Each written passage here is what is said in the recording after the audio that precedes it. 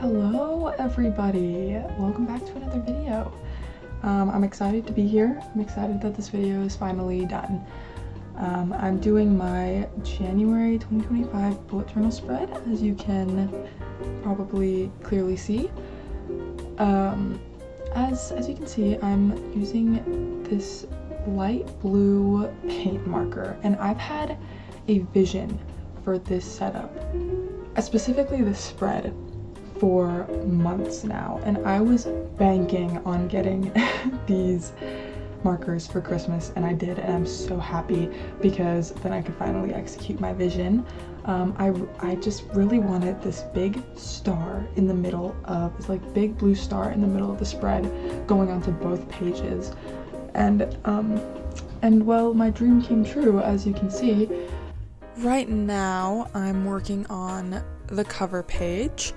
I used to do this when I first started bullet journaling, is I would do a memories page on the other side of the cover page, and it would just be sort of a reflection of the month, and I would just journal about what happened and how I felt during the month. But this time I'm also adding, I don't know if you saw, but there was a little rectangle in the corner. That's going to be a spot for a picture of the month, which I was planning on doing a year in pictures spread in my 2025 yearly spreads, but because it's a travel size notebook, it would be too small and it would take a lot of pages. So I figured I would just do one picture at the beginning of every month, and that would be basically the same thing.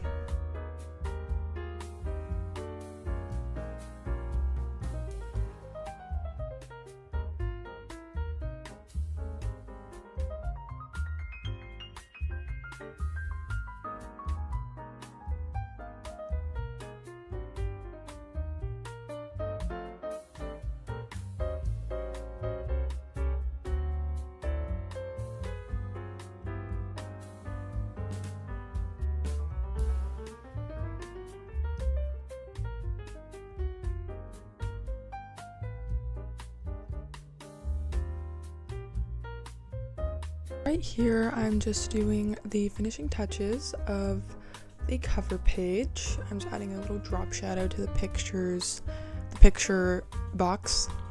And then we're going to move on to the monthly page. God, I love these stars. I love these cute little stars. They're so cute, and the colors that I had. I'm just so happy with how this whole setup turned out.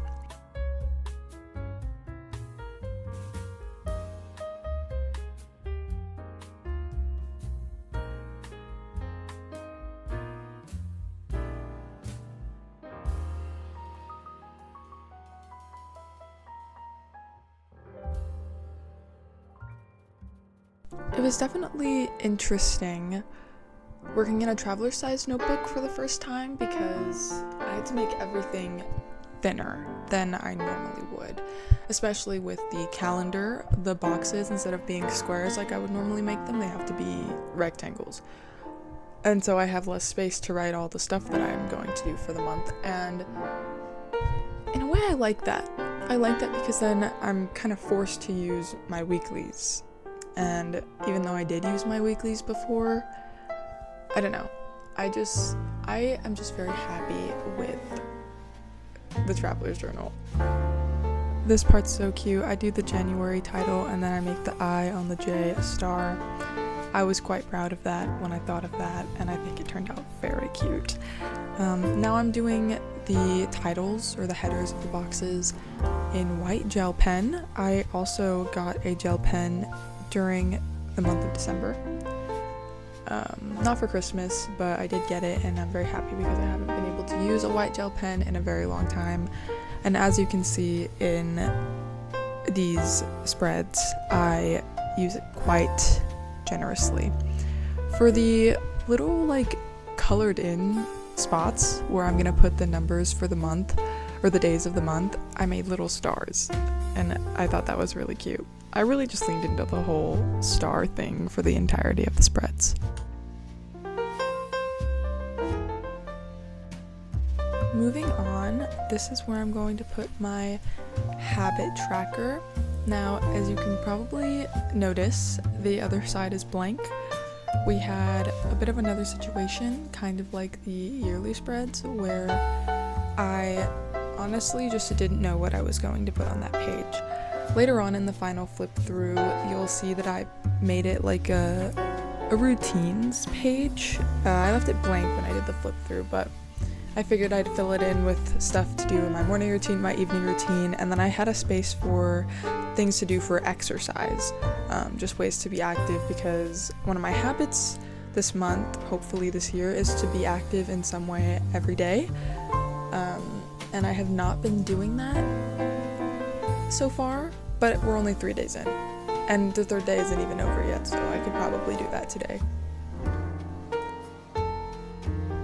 Once again, I'm just filling in the headers and then writing over them with white gel pen. I sped this up quite a bit because honestly I found it boring to watch, so there you go. Moving on to my finance tracker and my YouTube tracker. My finance tracker is a pretty simple layout. I just have the date of whenever the transaction happened, the description of what it was, and the cost of what it was. And this is for when I get checks or when I buy something. It's just good to write down and keep track of everything that happens this month in terms of money. Moving on to my YouTube tracker. Well, actually I do both of the spreads kind of at the same time, but moving on to explaining my YouTube tracker, I have a spot for the description of the video, pretty much just the title of the video or what it is, and then in the first box I have a space to check off if it's been filmed. Then in the second box I check off if it's been edited, and then the third box I check off if it's been posted. Later on in this spread you'll see that with the white gel pen I do little doodles. So the first one is a camera, the second one is like a little monitor sort of, and the third one is a YouTube play button. Here I'm just writing out a little spot to keep track of my statistics. So I have a spot for the subscribers I have at the start of the month and then at the end of the month, and then at the end of the month I'll fill out how many views I have and how many videos I posted in total. Here's where I'm actually writing and drawing the little doodles and titles for the headers. For the date of the finance tracker, I have a calendar, and then for the amount spot, it's just a $sign. And then here you can see I drew the camera, the monitor, and the YouTube play button.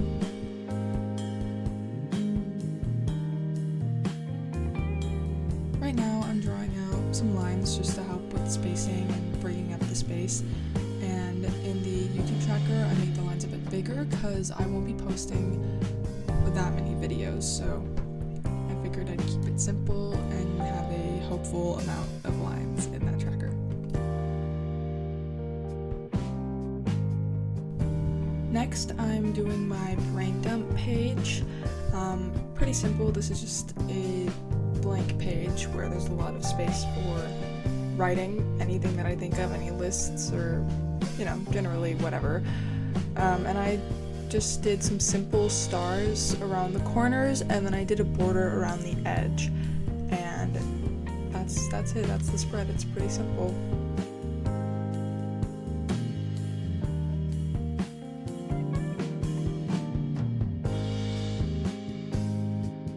I was going to record myself drawing the border, but the way that the tripod was angled and the way that my phone was angled and I was sitting, it was just so much easier to just skip through it. So sorry you don't get to see that. It's pretty boring anyways.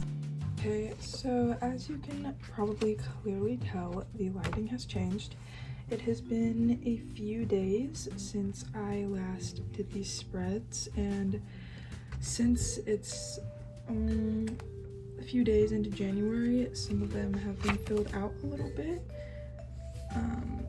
but don't mind that. Also, because I didn't sketch out the spreads until December 30th, or maybe December 29th, I realized that I was going to need the next weekly spread, So I made this weekly spread before I made any of the other spreads, and honestly I'm kind of glad because then it allowed me to figure out like what I actually like and what I didn't want to do for the rest of the spreads. But because of that, that means you're not going to see me make this spread, but I will be needing the rest of the spreads and I like to plan them ahead anyways. So I will be doing week 2 on camera. And then I think I'll be doing week 3 and 4, and I believe there's a 5th one in here. Yeah, those on my TikTok and Instagram, just as reels at the beginning of every week.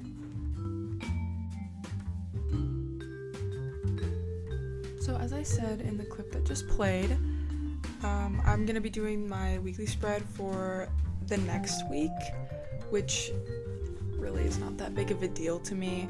I'm really sorry that you didn't get to see that spread. Honestly, it was a struggle, if I'm being honest with you, and I'm really glad that I did it off camera. But I have plenty of other spreads that I think are really cool if you want to go check them out when I post them on my TikTok and Instagram. The links will be in the description below.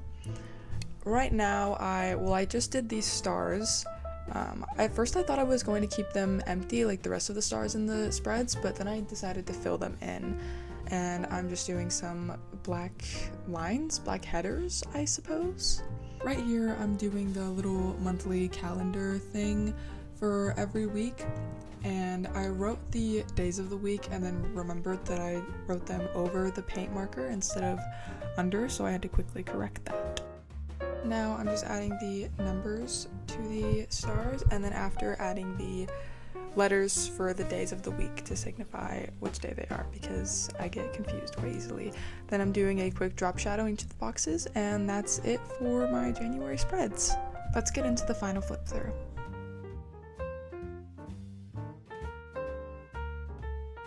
Honestly, I'm very happy with how the spreads turned out this month.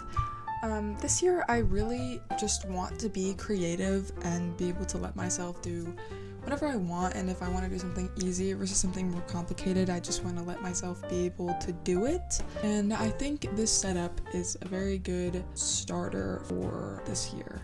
Here I paused because I was just showing you my routines page. Here you can see it's blurred because it was filled out, and some of this information I just don't want you to see.